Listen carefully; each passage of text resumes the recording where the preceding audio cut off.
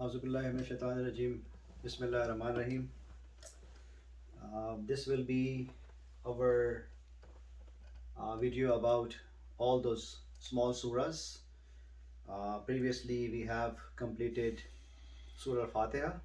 So, the reason I chose um, to go this way because at least we should understand when we are reciting what we are reciting in our salah. So after Surah Fatiha, Kul Huwallahu Ahad, then I will pick some more small surahs and Allahumma salli ala and all those things and dua as well. Majid Rabbana Atayna Fid Dunya, all of this, and then we start Quran Surah Al-Baqarah from there. So I picked this Kul Huwallahu Ahad. The background of this Kul Huwallahu Ahad is huge. I may not be able to explain all of this, but I'll try my best. But I will advise you and all of watching this video. You need to go back to YouTube or any other channel or scholars. Watch them explaining, especially those words I will highlight. Samad. You need to understand this word and you need to understand this ahad. These two words are need a lot of explanation because they have tons of meaning in it. So if we understand this ahad and samad, so this is basically you understand all of those attributes of God, 99 name of God. So if you don't understand these two, so all of them will not helpful that much. This surah is very special. When Prophet Muhammad, he used to say to his companion that this surah is very, very important. And one time he grabbed his companion, his name was, I wrote it down for I don't forget, Uqba. And he said, Uqba, listen. And then he said, Uqba bin Amir, his last name. So when Prophet Muhammad says something, companions are paying full attention automatically. But when he grabbed his hands, Uqba, listen to me. Iqbal, listen to me. That's mean it's super, super important. And then he advised, Uqba, you should not pass by a day, a single day, when you do not recite Kul Huwallahu Ahad and Surah Falak and Surah Nas, which I'm gonna cover next. So Kul Huwallahu Ahad I will try to explain today, and then next will be Surah Falak and Surah Nas. But the importance of this, he said, Uqba, you should never pass a day when you do not recite this surah. The importance of this surah, Prophet Muhammad, he used to recite this surah every Fajr, his Sunnah prayer, regardless. There was one person, he is leading, whenever he lead Salah, he recite this Kul Huwallahu Ahad in every Salah. Every Salah. And companion says to Prophet Muhammad, said, Prophet, go ask him why he's doing this. And then he said, I love this surah. I love God. I love the way his explanation is. And Prophet Muhammad says, God love you so much for that. So when God love you so much, this means you understand what I'm saying. Okay. So this is very, very important, powerful surah. And the other hadith also says this is 1/3 of Quran.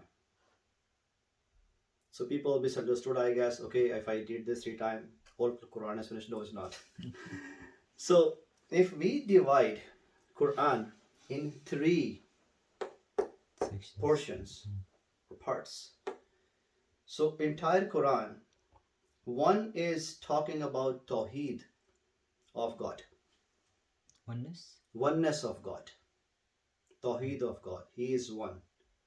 How unique He is. He is the only one. Tawheed. And then the other portion is talk about the messengers. The different messengers came in.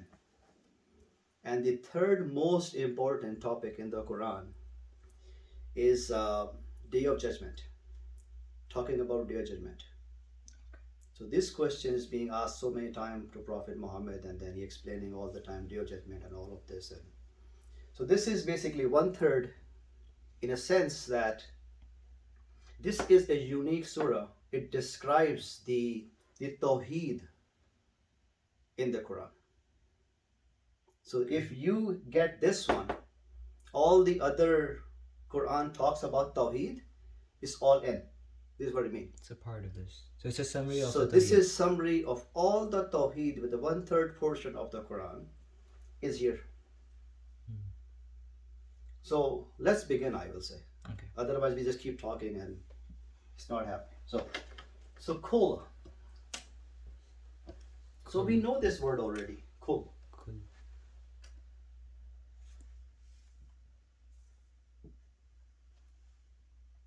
So this is what? Can you tell me, Umar, you think?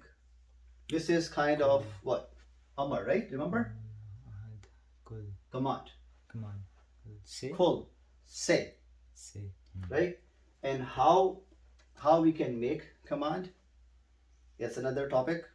So I will just go quickly. I will say no, just leave it.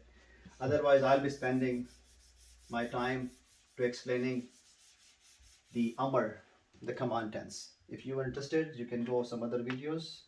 I explained Amar already. So just begin with Kul. And this means say.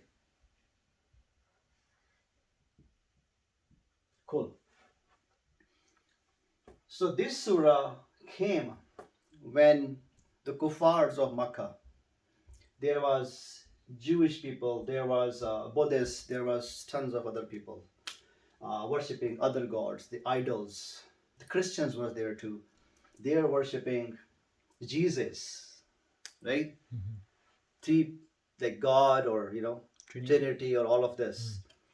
So that's the reason this surah, when they are asking to Prophet Muhammad, okay, you tell me how your God look like. If you're saying this is not right, okay, what about your God? Can you describe your God? So this is the description, a complete description of God. Very small surah contains everything. So this is introduction of God. You can say. If somebody says, where's your God? Here's my God. So they even say how it looked like, because they are worshipping statues, right?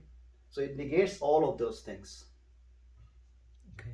So Qul huwallahu ahad. And God says, Prophet Muhammad, say to them, when you're asking me this question, say to them, Qul huwa. Huwa. Huwa mean he. He. And when you want to say for female, so this is hiya. Hiya. Hiya. Hiya mean she. Just for information. Okay. Here we have huwa. Huwa is he. If you want to see she, that will be hiya. So say them he and he who, Allah. Allah. Say them, Kul huwallahu ahad. Tell them, or say, Prophet Muhammad, say he, Allah, is ahad. One. Again, No? good thing it says one. So there are two terminologies. One is like here, ahad, right? Ahadun, as is noun, right? Ahadun. This is one, and you say wahid, wahidun, right? Wahidun. This means what? One? One. So What's the difference? why God did not say Kul hu wallahu wahid? So this is very unique word that used for God. Why? Because this is Wahid pen. God is not Wahid. If we say they're Wahid, this means there's second one too. There's one pen, maybe this is two pen now. I cannot say the pen is Ahad. Okay. You getting me? Yeah. Okay. So pen is one, yes, it is one, but made of so many things. It has ink, it has plastic, it has this nib, everything else. Yeah. It all become like one. Right? If we remove all of this, there's no pen. Right. Right? Yeah. If we remove all of this, and there's no pen. Wahid, some people translate only one, right? Yeah. Some people say only one to describe this Wahid. But the Wahid is so unique. It does not need any ingredients Ahad, you mean? to make it one. This pen need something to make it one. But this Ahad, it doesn't require anything to make him one. He is one. He does not need any ingredients to become one. If I can understand a little bit here what I'm talking about. Yeah. So this oneness is different than this one. Okay. Right? So this is why God says, Kul huwallahu Ahad. ahad. So ahad, he's made of nothing. He doesn't need anything to become something. Okay. This pen needs something to become a pen. Yeah. This oneness doesn't need something to anything. He is there. He is independent. Uniqueness of Wahid. So I will say you need to watch those more videos or tafasir to understand the word this Wahid. Ahad, sorry. Ahad. So this is little bit I can describe, but it will take hours and hours to understand. But I believe I deliver a little bit the message. What's the difference between Ahad and Wahid? Ahad and Wahid, yeah. Right? So Allah, we already know. We already described the Ilahun, right? Remember that? Yeah. Ilahu. Right? It breaks to Allah. And how it Allah. become Allah. Yeah. Do you want to go back and go through or just leave it? It's fine. Because it's all of my videos I Yeah. describe how this Allah become, right? Yeah. So next one is Allahus Samad. Allah is again Allah. Samad. Need to explain that one. So it's root letters Sad, Mim and Dal. Samad. This Samad root letter, it contains hours and hours information. I may not be able to describe again. That's what I'm saying. If you understand these two, you know who Allah is. So Samad, I basically wrote down some of the words which I went through so many videos, and in the book of Tafasir they mention those words belongs to Samad. So these three words, as we know already, every word, every noun become from three words, right? Yeah. So Samadun, the root word is Suad, Mim and Dal, and from here we have this word Samadun. Let me write down nicely.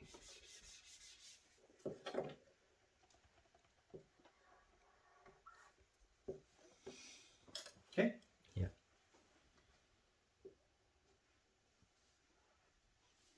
Samdun.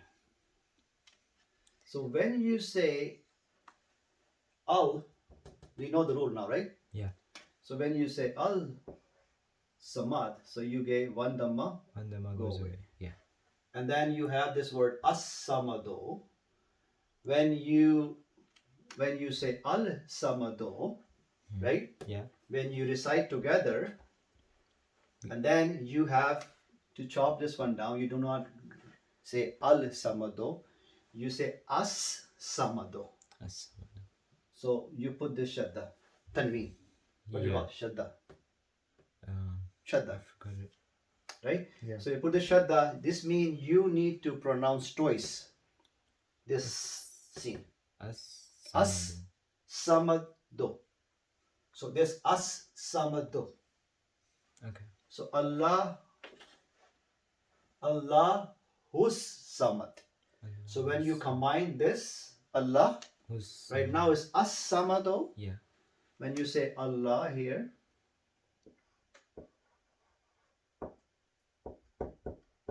so now you say Allahus samadu. Samad. So here, Allahus samadu. So when you stop, you don't say samadu, you say samad. So Allahus samad. Samad. This you say Allahus samad. This will alif or this lam will not pronounce at all. So this hu goes to swad. So Allahus samad. When you stop, you say samad. You don't say samadu. If it's continue, then you can say samadu, but it's stop here. So Allahus samad. Samad is somebody is self-sufficient. He has enough for himself, whatever he wants. He can do whatever he wants. And if you go back to him, say, I need some from you, and I give it to you. He doesn't need anyone. He doesn't need anything. Anyone or If anything. somebody needs something or anything and everything, he has it. This samad has it. Okay. Sometime, honestly, I don't know what I need. A lot of time. I give you example. I want to buy a car, let's see. Yeah. Sometimes I say I buy this. Sometimes I say I buy. I don't know what I need. I'm trapped. Yeah. But this samad, he knows even me already deep inside what I want. So he's not only give you, he will give you exactly what you want, and you even don't know what you want. Okay. So this is samad mean. So samad, another mean you can say, he is very, very independent. If he want to give you whatever he want to give you, nobody can stop him. Like, oh, don't give it to him. No. If he wants to give it anything, he is independent. Nobody can argue with him. If he doesn't want to give you, he will not give you. Simple. You're Muslim or non-Muslim, it doesn't matter. He is very, very independent. He is by his own when he make any decision. And he is not dependent on anything. He's very independent. Other word I say, eternal. This means forever. He doesn't have any beginning. He doesn't have any end. So this samad has no beginning, has no end. He is there. And he'll always be there. Okay. So other word I say, absolute, pure. Perfect. Right? Yeah. Absolute. You don't understand? Absolute. Yeah. It's absolute. Like he's pure. He basically doesn't need. He is so perfect. He's so absolute in his own who he is. Okay. So there's few words I kind of pick it up, but there's a tons of other explanation can go to samad. And even though we will not be able to describe this word samad, even it was debateful at the time of Prophet Muhammad, at the time of Sahaba, the companion, they were using all of those words when they say samad. So he is everything and anything and everything you can think of. He knows everything. He can do anything he wants. Sometime I have money. You come to me, hey, I need money. I don't not give it to you. It's for me, man. I'm not giving you. Hmm. But he has everything. He give it to you. And he gives exactly what And you he need. give you exactly what you need. You asking me $10,000, maybe you need $100,000. You don't know yet what's coming next. He knows how much. He's just giving you worldly examples, money, because money is always here, right? Yeah. So it's not just money only. Maybe he decide for you to go to heaven. Bigger goal than money. Yeah, we don't know. Yeah. I need right now money, but we don't know at the end of a day. He knows. So all of this is a little bit kind of explanation, but it's not enough. Again, it's not enough. Absolutely, is not enough. So you need to go through to understand this samad. When you understand this samad and you understand this ahad, Yeah. then you can understand Rahman and Rahim. Then you understand God. You understand all of this 99 names. And this samad is so unique. He used only once. Only once? Only once in the Quran. He is the samad. You need to emphasize a lot in this surah. So far, he's telling Prophet Muhammad, he asking you a question, who God is. Yeah. Now you know what God is. When he's telling them all of this, they're stunned, right? What are we talking about? Because they have tons of other gods, but he has just only one God. And he carries everything. So why to go so many gods then? They start thinking of it. What? Yeah. So this is, go tell them. He is unique one, right? I call it. Yeah. And he is Samad. And then furthermore, because there were so many people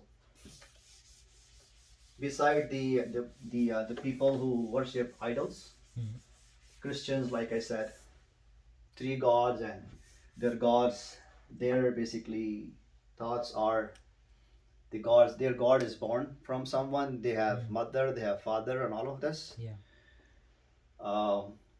This next line is negates everything. Okay. Whatever you guys are thinking That's is not wrong. the truth. So here I have a little bit grammar involved here. So from here, the word yalid and yulad is kind of active voice and a passive voice. Okay. When you say yalid, he born, and yulad, he wasn't born from someone. Okay. So how you make active and passive? So this basically start from the word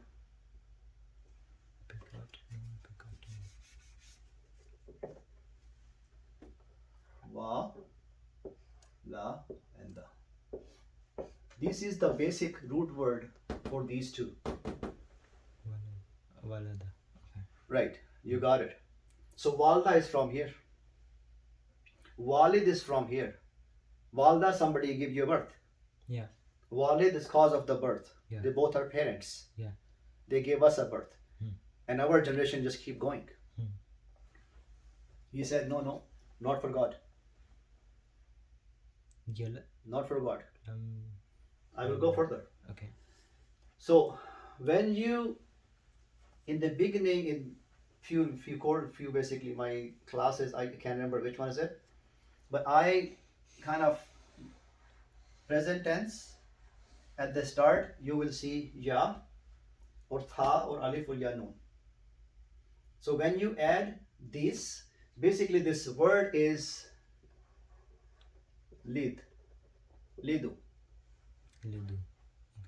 So born, right? Give birth. I think the word is begotten. Begets or begotten. Yeah. Right? So yalid literally mean give birth. How's that? Okay. Give birth. Give birth.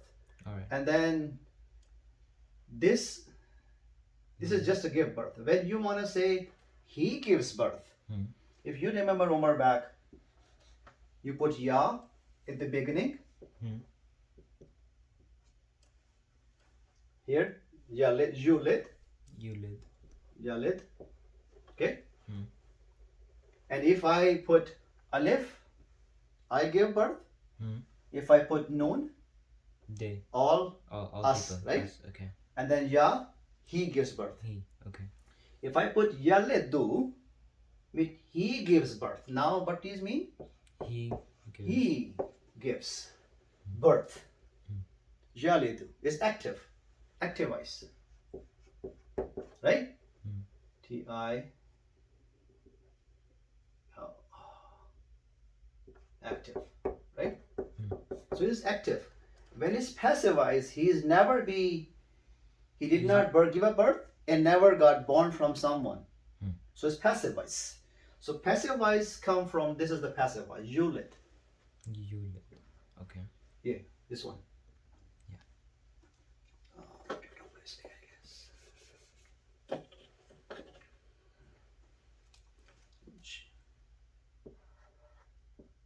You, this one. Yulid. You, Walam. ladu. So Yalidu, okay? Yeah. Yuladu. Yalidu, I explain this in a bit. Okay. So it's Yalidu and Yulidu. Yulid. You, la, do. You, la, do. Okay. Yalidu, you, la, do. Okay. How you can make active and passive. So this means nobody, how you describe that? Nobody. So he did not give birth, nobody gave him a birth. Got it. So Okay. he's not born of someone, neither he gave a birth to someone. So Right. this is passive voice. Okay. Passive voice. Okay? Okay. This is passive voice. So for this point, we understand wa mean, right? Wa mean and And. wa mean and in Arabic. Lam. This lam, I need to explain that. Okay. It does few things to the sentence. Okay. First of all, these sentence Yalidu and Yuladu is what? Present tense. He gives, right? Yeah. Present tense. Hmm. The moment I add lam to this, see what happens. So lam can be written like this, or you can write down as this one as well, right? Okay. Swad meme, like small meme or bit longer meme is your choice. Yeah. So when you add this lam, so this lam has a characteristics, some characteristics. Hmm. Lam first of all mean not. Not. Okay. It also, when you see this lam attached, then it make this dhamma Mm-hmm. go away, make it to sukoon. Because of this, initial word was yalidu, Yalid. but now the lam is attached to this lam Lam. yalid. Lam yalid. Same thing, right? And then we have another lam here, Oh. Okay. and then we have another lam here, right? Let's write down same way. Lam yalid. Walam yulad. Yeah. So lam, when lam add, this page go, Yeah. and then is sukoon there Lam yulad. because of this lam. If Okay. lam is not there, then basically the word is yoladu Hmm. and yalidu. Yeah. But it's lam, this page go away. The fatah, the page, Dam. dhamma. Hmm. The dhamma go away, turns to shadda. Shadda. Sukoon, you call sukoon. Sukun. Okay. So this does two things. This means again, not. Okay. Hmm. The third characteristic of this lam, this is present tense, right? when you add lam to a present tense, it pulls everything from the present to the past automatically, regardless whatever you have here. Right now we have present tense. Once I'm adding lam to this, it pulls out everything to past tense. Okay. Now this is not a present tense anymore. Lam means not. Lam changes dhamma to a sakun. Yeah. Lam is also, when it's attached to a present tense, it pulls everything to the past tense. Right. And then you translate everything to what? Past. It was what? Present. Okay. So now this means, now he did not. Did not give He birth. not gives birth. He did not give birth. He did not The give sentence changed now into past tense. because of this. Okay. So he did not give birth, neither he was born From someone. from someone. Right. Got it? Got it. So this lam yalid wa lam yulad. Clear? So Yeah. when you see Quran, this lam, It's past in tense. Past tense. Okay. Even though it's a present tense, you attach to lam this, it pulls everything to the past. Okay. You see this rule in the Quran multiple times. Okay, so far, so good. So he says, he did not give a birth, neither somebody gave him a birth. Okay. Right. So this negates everything when then kuffar or Christians or any other religion people thinking about it, because their God is something else. He born of something. Their God is created Yeah. out of something. And then they're thinking that this God passed the godness of somebody else. Now he is God. His generations go like this. So he says no, Generations of God. not for here. In this case, this is like I said in initial when I start this. Yeah. This is a surah describe your God. If we do not understand this, that's why it's 1/3 of Quran, right? It's a unique surah. Describe God in a certain way. It never described anywhere in the Quran. Okay. Somebody say, who's your God? Read this to him. Glue. If they understand Arabic, then yes. If they don't, so okay. Okay. Right? So many times we recite this surah. We don't. We don't know. understand. Why we use this surah? Because it's quick. Yeah. It's Right? short. Masala will be done very, very quick. Right? But it has deep meaning. Like Prophet Muhammad says, to his companion, never sleep Without reciting. without reciting the surah. In the salah or without salah.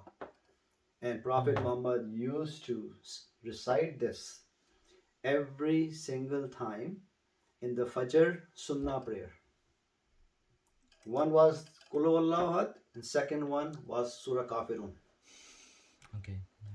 So these two surah he was reciting in the Fajr Sunnah prayer. And you know the value of Sunnah prayer, right? What?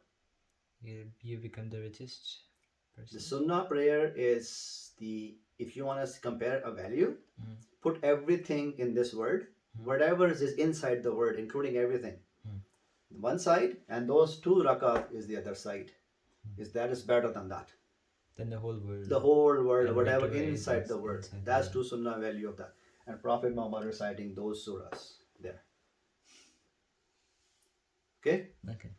So now we want to emphasize this. Walam again. Look, see that walam again. Walam yakun. So this will be how I can describe that. Kun, right? Kun. Be. Yeah. Kun. You can say kun. Right? Yeah.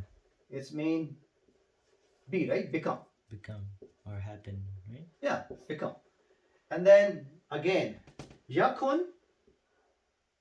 When I add ya, right? This word, Yakun. right? Here, yakun. Yeah. Yakun. This mean he become. He become. Okay? Okay. Basically, this is yakunu initially. Okay? Yeah. Yakunu. Hmm. This sukoon, this lam made sukoon to this.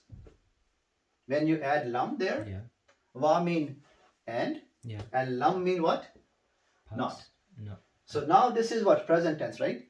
Yeah. Right? Now because of the lam, it will become past. Yeah. Now what you say, okay, lam add. So this is become what? Past. Hmm. Right? So now it's not became. It becomes became. He became now. He became. Yeah. Right? He became. Okay. And then lam also changes this dhamma to a sukoon. Sukoon. And this is Lam this yakun. word yakun is right there. Lam yakun. Right? Lahu is Lam yakun lahu. lahu for him. You can translate for For him. lam. So for him and lam make us what? Sentence negative, not. Okay. Right? Right.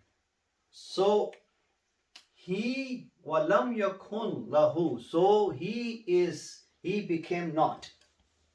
What's next? Explain. Okay. He became not. He became not. Okay? Okay. Or for him, he became not. Not what? Not what is describing this word. Kufuwan. Kufuwan. So this kufuwan is again, I guess it needs some explanation here. Kafwawan.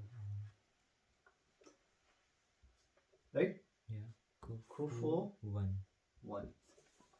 Basically, it's a kufu one, right? Kufuwan. Okay. So now here we have kufu one. This is another topic I don't want to start right now. Just take these two dhammas, two fathas like this. Okay. Dhamma 10. In one class, I will explain why we have, let's say, Muhammadan, right? Muhammadan. We read Muhammadan. Rasulullah. We read what? Muhammadun. You do? Muhammadan. We also read what? Muhammadin. True? Muhammadan. So I will explain why din, dun or dan. Okay. This was another Class. class. Okay. I need to explain all of this, why we have. Basically, it was kufu 1. Kufuwan. We put kufu 1. Okay. But I will explain in another class. It will take Take time. a bit explanation. Okay. It's a grammar rule. Okay. Applies.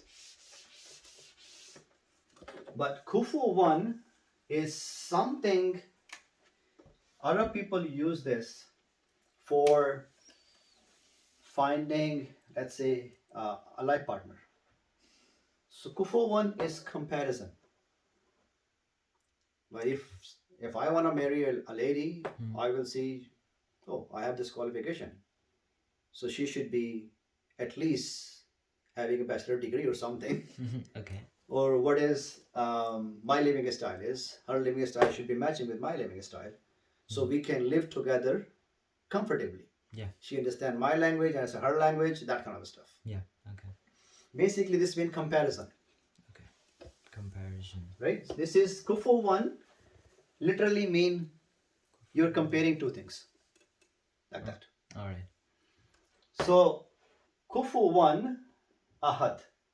Ahad we explained already, right? So, kufu 1, for him, there is not comparison for ahad. For ahad, if you wanna compare ahad with someone, there's no comparison. you're not gonna do it. You're not gonna find it. So there is the translation says there's nothing like him. Okay. Right? Yeah. So you can translate, but we need to understand this kufu 1. So kufu 1 means you are not be able to compare God with anything. Give you a big example. Put every messenger in one side. And if still you want to compare with God, no, you can't do that. He is, again, ahad. He is so unique. The eternal. He made of nothing. He made everything. There is no comparison of God to anyone. Okay. Anyone. So this is pretty much. I'm gonna stop, Okay. and next time, inshallah, we will do Surah Ikhlas. No, Surah Ikhlas is done already. Good. The Kafir? Surah Falak Okay. and Surah Nas. So nice. Thank you so much, and see you next time. Thanks, bye.